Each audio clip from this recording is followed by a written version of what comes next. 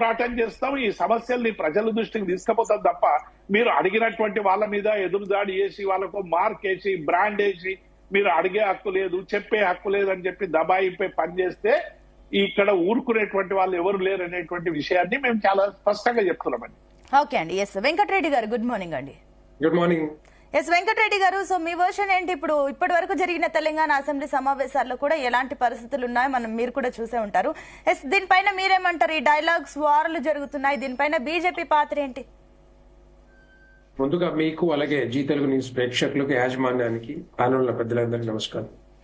ఈరోజు తెలంగాణ రాష్ట్రం వచ్చాక, కొత్తగా రాష్ట్రం వచ్చాక బాగా అభివృద్ధి జరుగుద్ది, మంచి సంక్షేమ పథకాలు వస్తాయి, తెలంగాణ బిడ్డలకి ఉద్యోగాలు వస్తాయి, రకరకాల ఆలోచనలు ఉండే గాని ఈ తెలంగాణ రాష్ట్రంలో గత 10 సంవత్సరాల కాలంలో ఈ భూత పురాణ రాజకీయాలకి ఆద్యుడు ఆవిష్కర్త కేసీఆర్.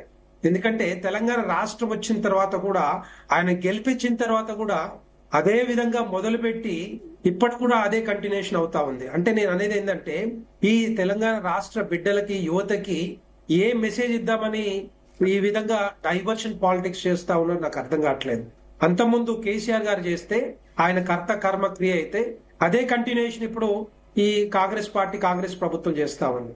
మనకు కావాల్సింది, మనం అనుకున్నది సాధించుకోలేకపోతే దాన్ని సాధించాలి, మీరు మళ్ళీ వాళ్ళని ఓడగొట్టి కాంగ్రెస్ పార్టీకి అధికారం ఇస్తే అదే కంటిన్యూషన్ అవుతా ఉంది. ఆ బీఆర్ఎస్ హయాంలో లక్షల కోట్ల రూపాయలు అప్పులు చేసింది కాక, లక్షల కోట్ల రూపాయలు దిగమింగి రకరకాల మరి ఆ కుంభకోణంలో మునిగి తేలుతా ఉంది బీఆర్ఎస్ పార్టీ. దాన్ని అధిగమించడానికి ఈ రోజు తెలంగాణ రాష్ట్ర ప్రజలు కాంగ్రెస్ పార్టీకి అధికారం ఇచ్చారు. కానీ ఇక్కడికి వచ్చిన తర్వాత కూడా, ఈ తెలంగాణ రాష్ట్రంలో కాంగ్రెస్ ప్రభుత్వం వచ్చిన తర్వాత కూడా ఈ 15 నెలల కాలంలో 1,50,000 కోట్ల రూపాయలు మరి అప్పులు తెచ్చి రాష్ట్రాన్ని నడిపిస్తున్నారంటే ఒక్క విధంగా ఆలోచించవచ్చు. ఈ 5 సంవత్సరాల కాలం కాంగ్రెస్ పార్టీకి ఇచ్చిన 5 సంవత్సరాలలో దగ్గర ఈ 60 నెలల కాలంలో మరి 6 లక్షల కోట్ల అప్పులు తీసుకొచ్చి కాంగ్రెస్ ప్రభుత్వాన్ని నడిపిస్తారా? లేదంటే ఈ అభివృద్ధి కానీ, సంక్షేమ పథకాలకు కానీ ఈ ఆర్థిక వ్యవస్థని, ఆర్థిక పరిస్థితిని పెంచే విధంగా చేస్తారా అనేది ఇప్పటికీ కూడా క్వశ్చన్ మార్క్ లాగా కనబడతా ఉంది. ఎందుకు చెప్తారా అంటే, వాళ్ళు చేయలేని పనులు కాంగ్రెస్ ప్రభుత్వం చేస్తా అనుకున్నారు. కానీ ఇదే విధంగా కంటిన్యూ అవ్వకుండా ఇదే భూత పురాణాలతోటి, భూత రాజకీయాలతోటి కాలం గడుపుకుంటూ పోతే డెఫినెట్ గా తెలంగాణ రాష్ట్ర ప్రజలు ఇంకొక విధంగా ఆలోచించే అవకాశాలు ఉంటాయి. దీంట్లో ఎవరికి కూడా అనుమానం ఉండదు. ఇప్పటికీ మనకు తెలుసు, 6 గ్యారెంటీలు పక్కదారి పట్టిస్తా ఉన్నారు. తర్వాత రుణమాఫీ కూడా సగం ఆరకోరనే కంప్లీట్ చేశారు. తర్వాత మిగతా 420 అంశాలు కూడా అలాగే ఉన్నాయి. ఇప్పటివరకు ఏం చేస్తారని, రేపు పొద్దున ఇంకా ఏమి కంప్లీట్ చేయకపోతున్నారు. ఎందుకంటే ఎంతసేపు ఉన్నా కూడా వాటి మీద చర్చ ఉండదు. ఫర్ ఎగ్జాంపుల్, ఇప్పుడు మన అసెంబ్లీలో జరిగిన ఈ డైలాగ్ వార్ ఏదైతుందో, అభివృద్ధి మీద, సంక్షేమ పథకాల మీద ఎక్కడ కూడా చర్చ జరగట్లేదు. కానీ ఒకరినొకరు తిట్టుకోవడం జరుగుతూ ఉంది తప్పితే ఈ కాలం అసెంబ్లీ దేనికి సాక్షి అండి? అసెంబ్లీ సాక్షిగా మనం అభివృద్ధి కానీ, సంక్షేమ పథకాలని ఏవైతే ఉన్నాయో, ప్రజలకి ఏవైతే ఉపయోగపడతా ఉన్నాయో వాటి మీద చర్చ జరగాలి. ఈ గవర్నర్ ప్రసంగంలో ఏదైతే ఉందో, ధన్యవాదం తెలిపే తీర్మానంలో దాంట్లో ఇవన్నీ కూడా క్లియర్ కట్ గా ఉన్నాయి.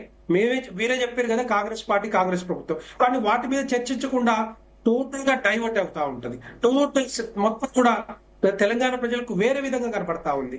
ఇవన్నీ కూడా ఏంటంటే, ఒకరిని సస్పెండ్ చేస్తారు, ఇంకోసారి తిట్ల పురాణం చేస్తారు, రకరకాల ఆలోచనలు తప్పితే తెలంగాణ ప్రజలకు ఒరిగింది ఏమీ లేదు. ఈ రెండు ప్రభుత్వాలు మొత్తం ఫెయిల్యూర్ ప్రభుత్వాలు. తెలంగాణ రాష్ట్రానికి కావాల్సింది ఇవి కాదండి. తెలంగాణ రాష్ట్రానికి కావాల్సింది ఈ అభివృద్ధి కాదు. తెలంగాణ రాష్ట్రానికి కావాల్సింది ఈ సంక్షేమ పథకాలు కాదు. చేయాల్సింది చాలా ఉంది. నీళ్లు రకరకాల, మనం ఎప్పటి నుంచో బాధపడతా ఉన్నాం. ఈ కృష్ణ నీళ్ళని, గోదావరి నీళ్ళని ఈ తెలంగాణ రాష్ట్రానికి ఉపయోగించుకోలేకపోతా ఉన్నాం. దాన్ని 60 సంవత్సరాలుగా పక్కదారి పట్టించి టోటల్ గా తెలంగాణ రాష్ట్రాన్ని సర్వనాశనం చేసింది కాకుండా, ఈ తెలంగాణ రాష్ట్రానికి ఉపయోగపడితే ఏదైనా చేద్దాము, ప్రాజెక్టులు కట్టి రేపు పొద్దున తెలంగాణ రాష్ట్రాన్ని ముందు తీసుకోవాలనే ఆలోచన ఎక్కడ కూడా కనపడతలేదు.